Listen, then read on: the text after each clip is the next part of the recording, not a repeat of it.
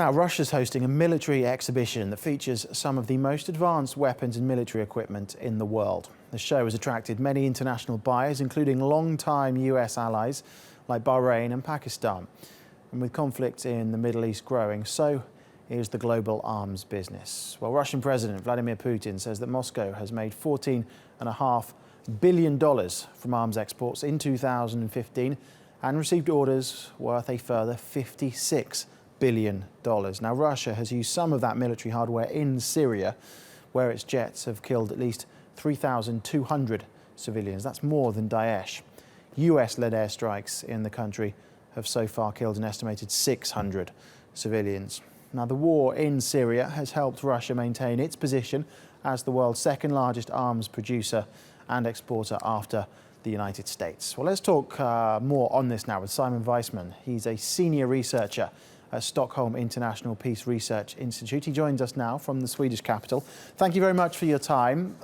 First things first then, why have Russian arms sales increased so much in recent years? Well, Russia has been building up to this. In the last few years, it has been at the level of about 14-15 billion every year.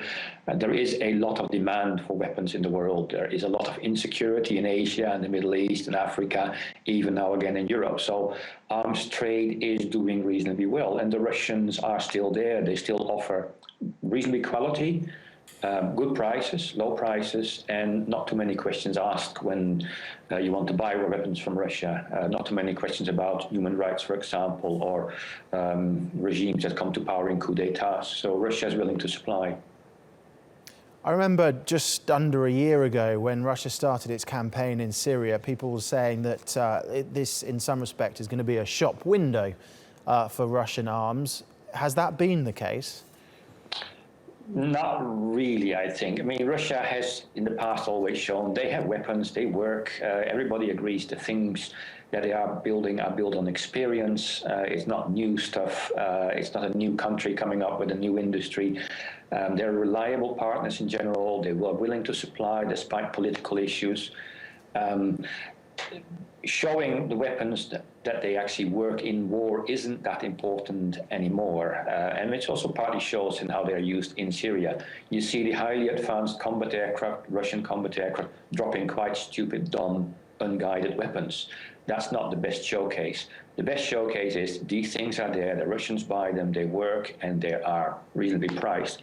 And then when a country like Egypt has problems getting their weapons from the US because of a coup d'etat, the Russians step in and say, we have no problems with that. And the Egyptians say, thank you very much. And how far behind the United States is Russia in terms of global arms sales every year? In financial terms, quite far behind. The US is still the big producer. Of course, the US companies are living off their own market mainly, but they're getting more and more into the export market also when US defense budgets decline. The Russians are more interested in the arms exports because their industry has for a long time been quite dependent on the exports. But they have strong competition, of course, from countries in Europe, which are also becoming more and more dependent on the exports to make sure that their industries survive. Okay, Siemon Wezeman, thank you very much for your time.